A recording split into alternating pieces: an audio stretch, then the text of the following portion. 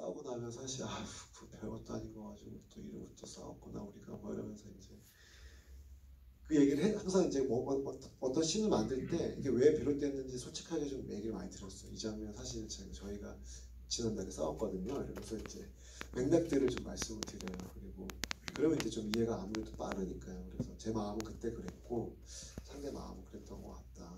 그리고 이제 뭐 그런 식으로 이제 빌드업을 해서 이제 그런 상황이었고 그런 얘기를 이 상대가 하면 그렇게 받아치시고 대신 받아치실 때 그 말을 꼭 해달라 이런 이제 좀 부탁들이 있었습니다. 다는 기억이 안 나는데 제 수현 선배한테 기분이 더러웠다고는 꼭 해주셔야 된다. 사실 그게 실제로 하셨던 표현. 제가 궁지에 몰릴 때 마지막으로 쓰는 말이에요. 그러니까 제가 그때 되게 기분이 좀 안 좋았고요.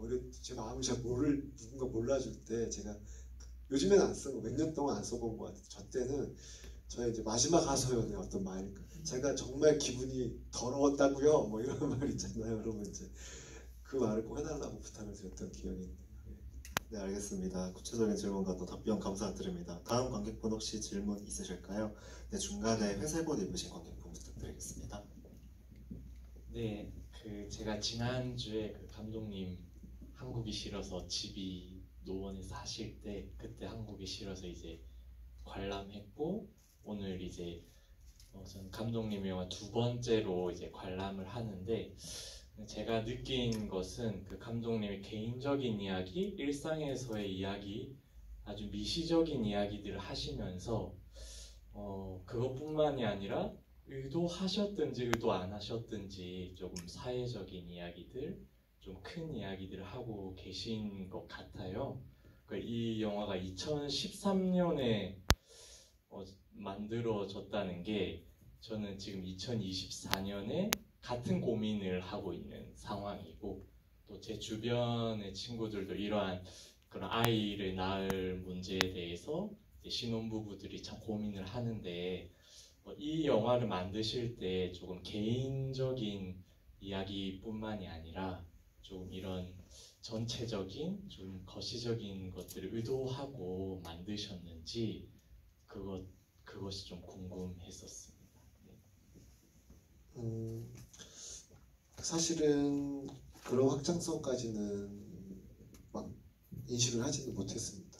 일단 제가 가지는 고민들을 좀 되게 솔직하게 다뤄야겠다는 게 좀 더 컸었고요. 그리고 이 영화를 이제 해석하는 과정에서, 그러니까 저 말고 보시는 평자분들이나 관객분들께서 이제 어떤 사회를 읽어내 주시고 또 특히 이제 그런 노동 문제 같은 것들은 항상 그게 전 되게 여기 나왔던 부분들 되게 치사하다고 생각 여전히 하잖아요. 또 고용주가 막 도와달라고 하고 이런 것들이 그런 마음은 저도 항상 있었고 그리고 아이 문제는 여전히 이제 한국 사회가 되게 갖고 있는 되게 큰 문제잖아요. 지금 결혼도 안 하고 섹스도 안 하고 정말 이렇게 사랑이 없이 어떻게 살 수 있지 사회가 이런 생각은 하고 있어요. 그러니까 저는 그런 면에서 좀 사랑이 많은 사람이라고 저는 생각하거든요. 그래서 이게 단순히 어떤 수치나 이런 거의 문제가 아니라 우리가 되게 사랑이 지금 메말라 있다 그런 생각을 좀 많이 하고 있는데요. 아까 말씀하신 대로 제가 어떤 사회를 진단하거나 오히려 한국이 싫어서는 오히려 좀 그런 마음으로 시작이 됐다가도 이야기는 개인적인 이야기를 계속 풀려내려고 되게 노력을 많이 했거든요. 근데 제 한켠에는 이제 그런 저항감이 어떤 게 있냐면 그러니까 어떤 사회적 메시지를 담는 거에 대한 저항감은 있어요. 그러니까 영화가 그런 건 아닌 것 같다. 영화는 좀 더 개인적이어야 한다고 좀 생각하고 그것이 되게 개인적일수록 많이 더 보일 것이다. 이를테면 제가 이제 가끔 이제 예로 드는 건데 우리가 조선왕조실록을 이제 보면서 조선시대를 이제 상상을 하지만 오히려 이제 그때 당시 한양에서 이렇게 노동자로 살면서 계속 맹렬되는 흉년 때문에 되게 고생하는 어떤 무슨 김첨지 씨의 며칠째 일기를 보는 게 그 조선시대를 더 많이 드러낼 수 있는 게 아닌가 마치 실록에 있는 큰 이야기들보다는 그래서 저는 좀 이 영화를 만들 때는 이제 그런 마음으로 만들었습니다. 누군가 이 영화를 캡슐에서 꺼내서 봤을 때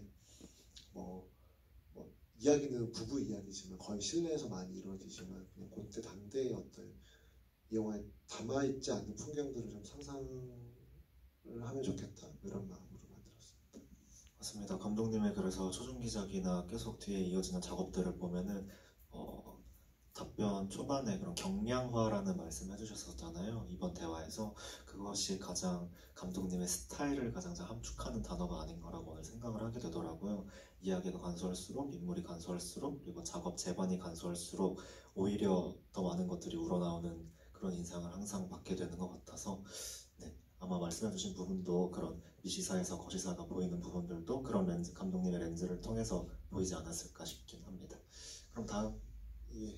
그래서 이제 저도 좀 누군가 이제 아유 뭐 영화 만들면서 돈 벌긴 글렀네 이런 얘기들을 선배들이 항상 저를 걱정하시면서 뭐 그렇습니다. 예. 그렇다고요.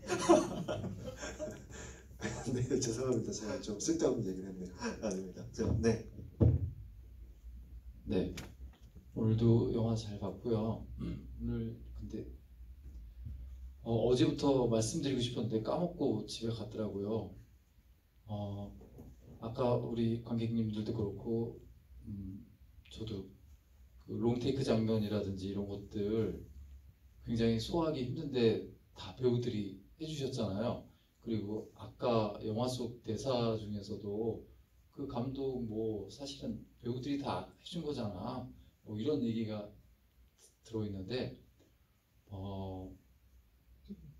일단 기본적으로 막 이렇게 감정이 막 치고받고 이런 장면들도 없이 부부도 사실 어떻게 보면 너무나 이상적이고 예쁜 부부인데 우리 장 감독님이 그렇게 사시는지 모르겠지만 싸움을 저렇게 부드럽게 할 수가 있을까 싶을 정도로 너무 모범적으로 아름답게 싸움도 하고 있어요. 근데 그렇게 하려고 하면은 너무나 사실 어려울 것이다라고 나는 생각되고요. 그 다음에 전반적으로 지금 감독전에서 쭉 본 영화들 중에서 학교 다녀왔습니다만 엄청나게 거칠어도 일반 우리가 대중영화에서 그동안 봤던 그런 고등학생이나 이런 모습들보다 한 절반 정도밖에 안 된다라고 저는 생각을 하는데 전반적으로 영화들이 감정을 되게 절제돼 있고 부드러운 말로 예쁜 말을 하면서도 이렇게 쭉 이어진 것 같았어요. 그것도 하여튼 대단한 시나리오인 것 같고 근데 이제 아까 처음 소두에 말씀드린 것처럼 이렇게 어려운 대사들을 누가 다 해결해주고 있냐면 배우들이 진짜 책임지고 해주고 있는 거잖아요. 그래서 배우님들이 어제 봤던 그 주위의 5시부터 7시까지도 그렇고 배우님들이 너무너무 잘해주신다라는 말씀을 꼭 드리고 싶고 도대체 이런 배우들과 어떤 인연으로 어떤 상태에서 이렇게 발굴이 되셨는지 그런 인연들을 좀 듣고 싶어요. 배우분들과의 협업을 시작하는 그런 과정에 대해서 질문해 주신 것 같습니다.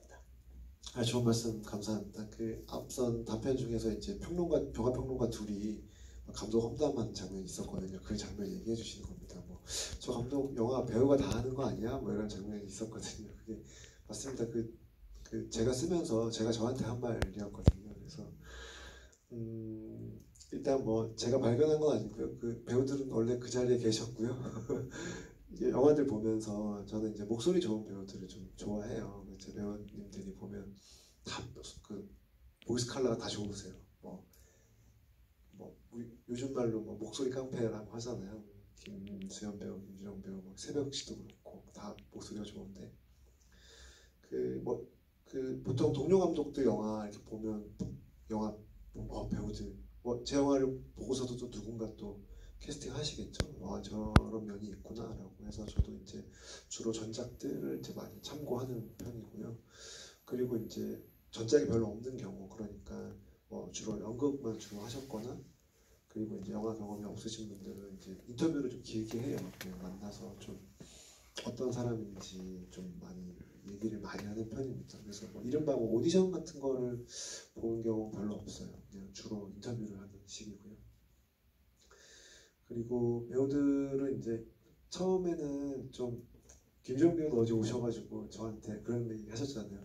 이 영화 이렇게 찍는데 영화가 될까 되게 의심하시면서 찍으셨다고. 그래서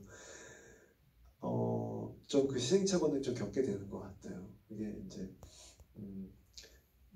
근데 저는 이제 사실 그 영화 만들 때마다 제 방법론이 있다고 생각은 안 하거든요. 그때그때 방법론이 있다고 생각하거든요. 그러니까 이게 뭐 예능으로 치면 냉장고 부탁해 같은 뭐 이렇게 문 열었을 때 요런 재료가 있으면 이제 요걸 가지고 뭐 제가 이런 스타일의 요리사라기보다 이제 요런 재료들이 있으니까 이렇게 만드는 거다. 시간이 주어진 것도 이 정도고. 저도 이제 좀 그런 사람이어서. 근데 이제 배우 의존적이긴 해요. 그러니까 배우를 되게 의존하고 아무리 어려워도 그러니까 배우하고 이렇게 뭔가 계속 텔레파시를 막 이렇게 교감을 하려고 되게 노력을 많이 하는 감독인 것 같습니다. 왜냐면은